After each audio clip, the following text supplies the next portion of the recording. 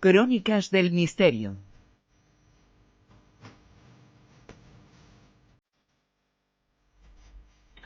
Y hoy más crónicas que nunca, las que escribimos, porque como cronistas, como investigadores, como periodistas, como reporteros, como lo que damos denominar, tanto Lorenzo Fernández como Manuel Carballal han ido buscando a todos aquellos personajes que de una forma u otra protagonizaban lo insólito. Y si, como es el caso, además de protagonizar lo insólito, invitaban a que el entrevistador lo protagonizara también, bueno, pues más aún. Manuel, Lorenzo, muy buenas.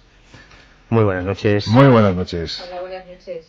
Pues creo que vais a dar envidia, ¿eh? Porque... ¿Tú crees? No estoy sí, yo muy seguro. Sí, no yo creo que sí, porque mucha gente amante del misterio me gustaría tener, pues eso, no sé, ese punto de decir, ¿puedo conseguir ver un ovni? ¿Cómo? ¿Dónde? ¿Cuándo?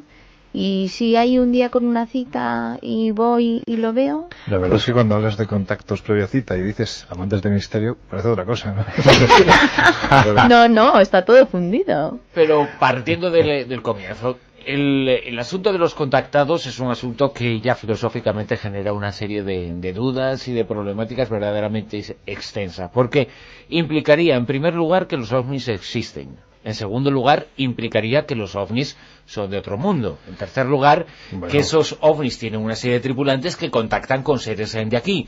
Que esos seres de aquí no solamente son personas normales y corrientes, sino que ese contacto les lleva incluso a decir, tal día, a tal hora, en tal lugar, va a aparecer algo. Todo esto es imposible, absolutamente imposible. Escapa a cualquier comprensión lógica. Sin embargo, ocurre. Pocas veces, sí. Pero ocurre. Como que ocurriera una sola vez.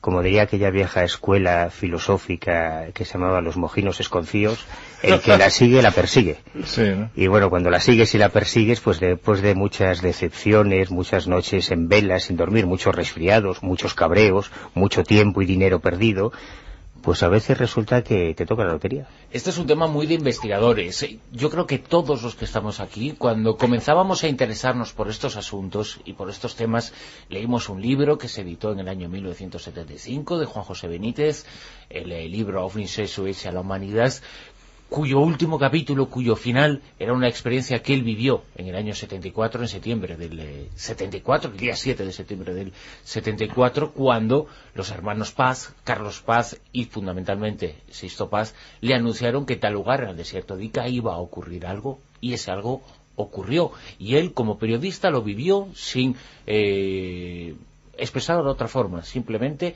él notificó lo que le habían dicho y él fue a ver si le habían dicho la verdad, y en cierto modo pues pasó, ¿no?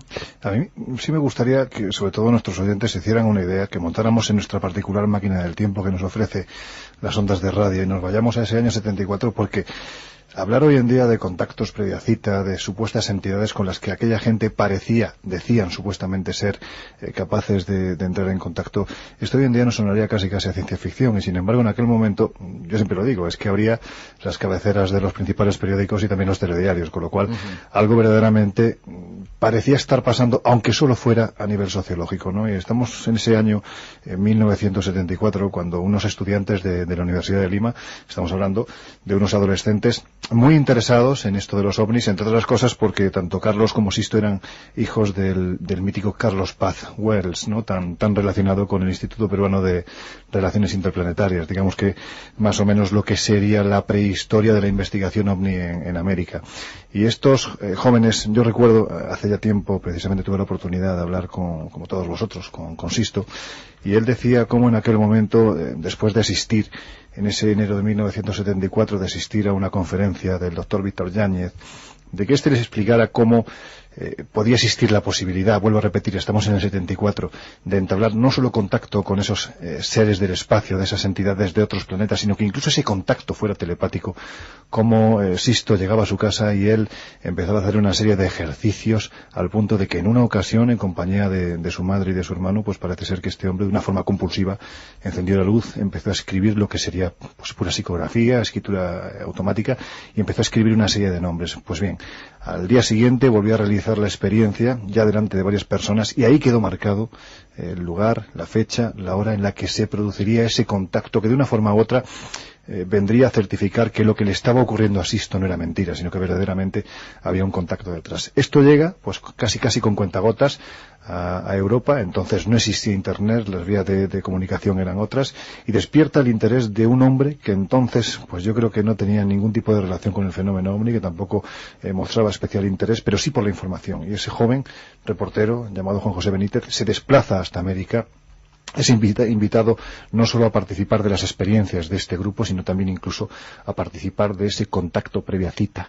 Y no solo en una ocasión, sino hasta en 2 ocasiones Juan José Benítez asegura pues ser partícipe de lo que estaba ocurriendo en los cielos, de un espectáculo de luces absolutamente asombroso, tal y como el propio Sisto y Carlos habían anunciado muy poco tiempo antes. Esto, insisto, el tema puede llevar a otro tipo de disquisiciones, no es cuestión de hablar lo que después tendríamos que dedicar una sección entera, ¿no? A hablar sobre Sisto Paz, sobre la misión Rama. Vamos a intentar únicamente ser cronistas y reflejar una serie de hechos, porque, insisto, esos acontecimientos podían o no podían pasar, ¿no? Sí, pero si vamos a ser cronistas, juguemos con toda la baraja, ¿no? Uh-huh. Contada así la historia, y tal y como la relata Benítez en su primer libro, en realidad el segundo publicado, este es un detalle interesante, porque Benítez, cuando llega a Perú, Benítez, como un grupo de periodistas españoles, acompañaba a los reyes de España en un viaje a Perú, y ahí se encuentra con todo este tema y con las piedras de Ica, que es otro tema que ha marcado la trayectoria de Benítez. Pero a Benítez de la experiencia con Sisto le marca, como nos ha marcado a todos, o a muchos de nosotros, la experiencia con algún contactado a lo largo de la historia, ¿no? Yo no dudo de que lo que cuenta Benítez es lo que él vio o lo que él cree que vio. Pero en la historia de los Paz hay varios elementos extraños, tanto los 3 hermanos, porque son Charlie, que sobre todo se estableció en Brasil y creó la misión Rama en Brasil, Sixto, que ha estado muy relacionado con España gracias a la publicidad mundial que le dio el libro de Benítez, y la hermana, que es la que se quedó heredó un poco el IPRI en Perú. Pero todos ellos, y esto lo ha contado Sisto muchas veces, estaban muy influenciados cuando empezó el contacto por los libros de Josep Ibrahim, de José Rostiano, un tipo que decía haber estado en Ganímedes, que es donde Sisto dice que también ha estado, que habían contado una serie de historias, y que después se descubrió que eran todo experiencias psíquicas, ¿no? Que no habían sido experiencias reales, lo cual ya te pone un poco el punto de partida en tela de juicio. Si la persona en la que se inspira es un poco parecido al caso de Longchamp Rampa, ¿no? Con sus experiencias en el Tíbet, que luego resultó que no fueron tales. Pues con José Rostiano ya pasa algo por el estilo. Luego hay otro momento delicado en la historia de Sisto Paz, que es su experiencia en el polígrafo aquí en España, que no pasó el detector de mentiras. No es concluyente, pero desde luego es interesante que no pasase el detector de mentiras.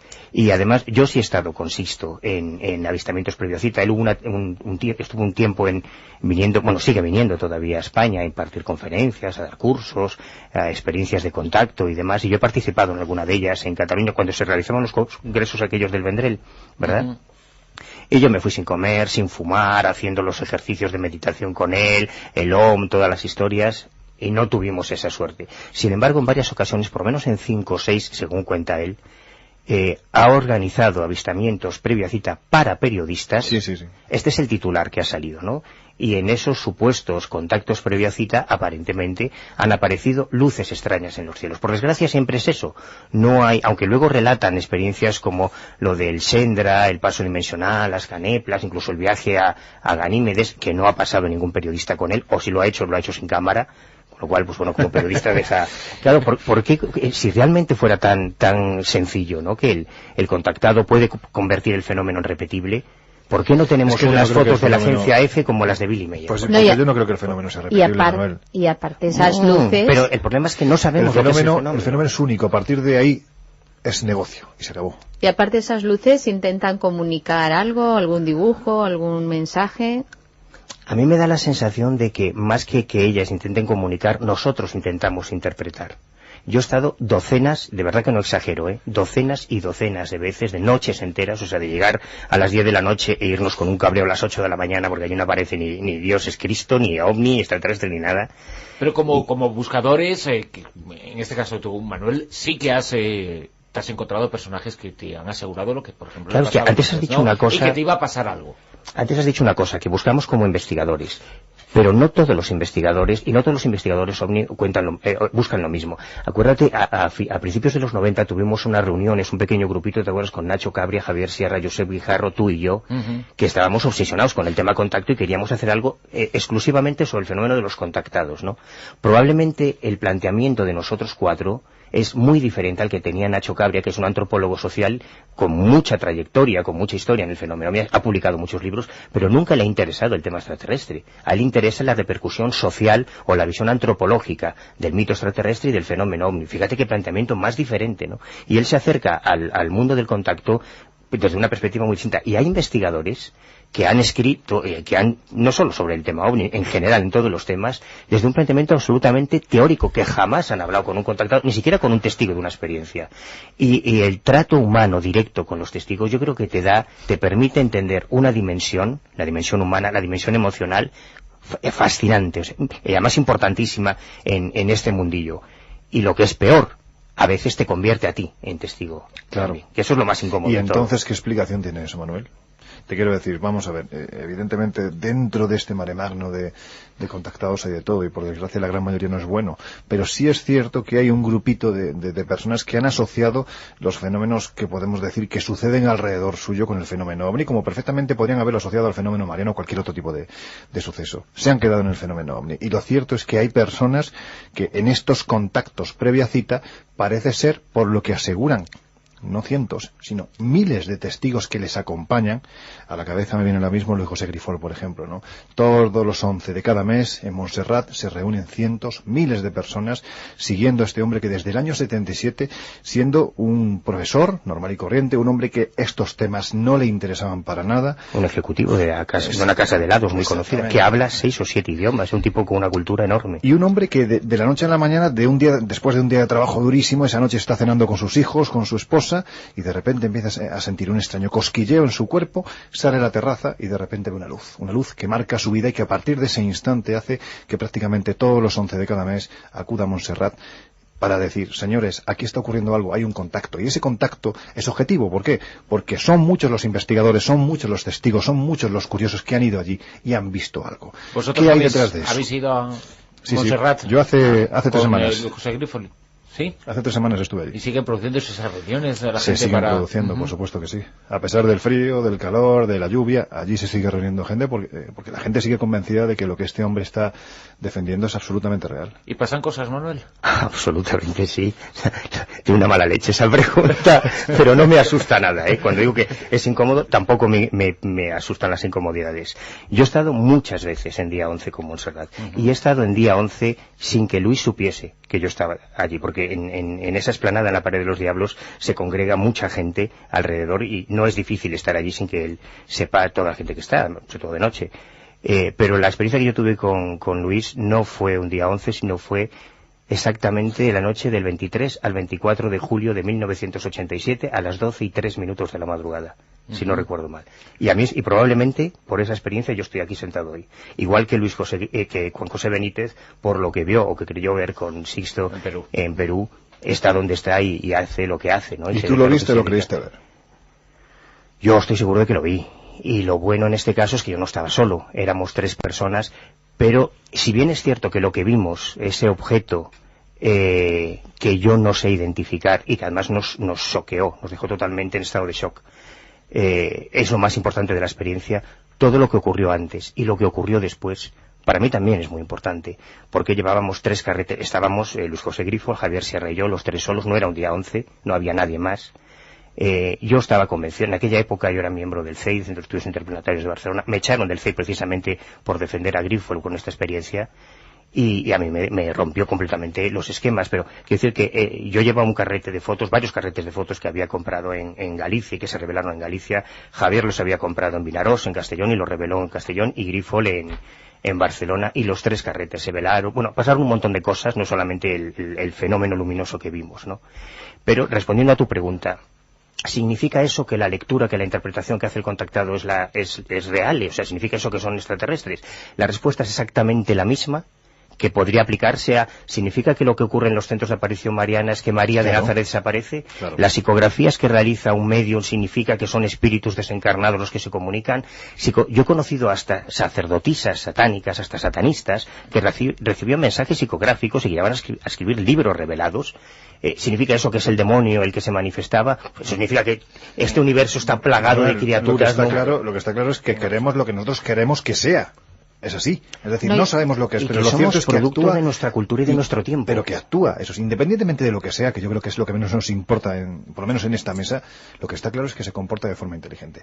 Y eso de por sí ya es un misterio enorme. Absolutamente. Algo parecido a lo que contaba Manuel sobre Montserrat en Cerro Uritorco, al otro lado del Atlántico, en Argentina, que es un lugar en donde han ocurrido cosas desde hace decenios, un lugar extraordinario. Ahí se reunía un contactado también con algunos periodistas a los que quería darle muestras y demostración de lo que él decía vivir, y tú fuiste uno de esos periodistas. Bueno, la verdad es que Jorge Suárez, más que un contactado, era lo que comentaba Manuel anteriormente, era un investigador que acabó formando parte del fenómeno, es decir, se obsesionó tanto con una serie de sucesos que ocurrieron en este Cerro Sagrado, donde, como bien sabéis, era el Cerro Sagrado de otra de mis etnias favoritas, en este caso no son los chachapoyas, sino que son los comechingones, ¿no? Bueno, pues este lugar desde hace ya siglos, desde hace milenios, es un sitio sagrado, de donde se habla pues desde puertas ciudades que se encuentran en otra dimensión, hay desapariciones de todo tipo y sobre todo es un cerro asociado al fenómeno ovni.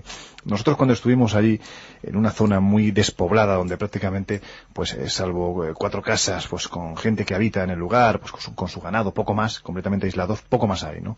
Estuvimos el día anterior, en un día en concreto, porque Jorge nos había dicho que la gente de la zona estaba asegurando ver luces, fuimos para allá, entrevistamos a la gente, nos llevamos unos testimonios absolutamente deliciosos. Y bueno, pues permanecimos allí hasta las 7-8 de la tarde, ya de noche, pues nos volvimos a Capilla del Monte, y al día siguiente, a la mañana, según estábamos desayunando, nos vienen y nos dicen: esta noche ha aparecido otra huella exactamente igual que la del pajarillo. La del pajarillo, efectivamente. La del pajarillo, para que nuestros oyentes se hagan una idea, es una huella descomunal de un diámetro, pues ahora mismo no recuerdo, pero si hablamos de 40, 50, 60 metros de diámetro, no exagero, completamente redonda, que apareció en la zona y que en su momento fue asociada al supuesto aterrizaje de una de estas luces. Bueno, pues efectivamente fuimos al lugar, quizás la huella no era tan grande como la del pajarillo, nos encontrábamos en un terreno muy cercano a donde apareció la primera huella, era un poquito más pequeña, pero lo cierto es que allí estaba. Y el terreno, yo no sé decirte la verdad, es que no es que estuviera chamuscado, porque verdaderamente tocabas como llamaban ellos, la paja brava, y te dejaba una mancha como si hubieran utilizado algún tipo de gasoil, como si tuviera una especie de grasa, ¿no? Toda esa superficie perfectamente redonda sobre este lugar. Y recuerdo que fuimos a entrevistar a los mismos personajes que el día anterior habíamos estado pues hablando con ellos, y bueno, solo quedaba una persona, los otros habían salido corriendo durante la noche, habían huido a Capilla del Monte porque decían que esa noche había una verbena en los cielos. O sea, imagínate, ¿no?, qué sitio tan sumamente fascinante, y bueno, pues qué enigma tan increíble atesora, ¿no? Yo no sé qué es lo que está pasando allí, no sé si los contactados que se acercan a este lugar convencidos de que o bien acceden a una ciudad que se encuentra en otra dimensión, o bien aparecen esos extraterrestres, es real, pero lo cierto es que es un sitio donde pasan cosas muy raras. Hablabais antes pues que a veces se confunde con apariciones marianas. También en momentos meten fenomenología angelical, ¿no? Como si fuera... Claro, pero es normal. O sea, el fenómeno contacto, aunque existe en todas las culturas, pero con otros nombres, en Occidente nace en los años 50, en Estados Unidos, con George Sadansky, bueno, todos conocemos la historia, y a partir de ahí empiezan a crearse lo que los expertos en sectas ahora denominan cultos ovni, organizaciones que divinizan, deidifican a los extraterrestres, ¿no? Ángeles ayer, extraterrestres hoy, era el título de aquel libro de la Asociación Adonai, y transmite un poco eso.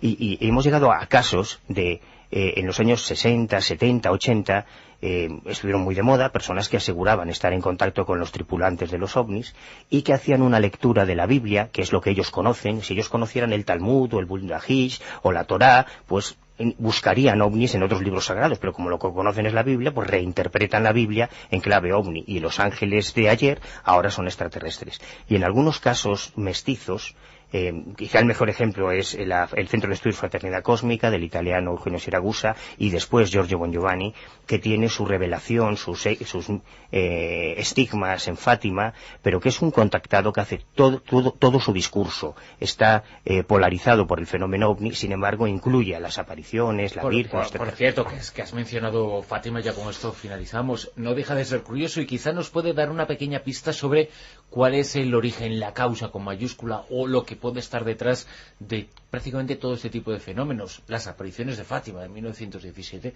no dejaban de ser, en cierto modo, un encuentro previa cita, porque los niños habían dicho que se iba a producir un milagro, y es cuando se produjo la famosa danza del sol, ¿no? Mira, si Lorenzo en Capilla del Monte hubieses entrado, como eres un mal católico y no vas a misa, si hubieras ido a la iglesia católica de Capilla del Monte, yo es la única iglesia católica en todo el mundo donde me he encontrado, al entrar al fondo de la iglesia, hay una representación, un cuadro con la primera descripción que hice. Lo interesante es que está en una iglesia católica, en Capilla del Monte, un cuadro con la primera descripción que hicieron los tres pastorcillos de Fátima de la figura de la Virgen, que era una especie de hombre de Michelin, el oficio Michelin, con un casco, Totalmente. con una capa, y está ahí en una iglesia católica, y esa es la primera descripción que hicieron.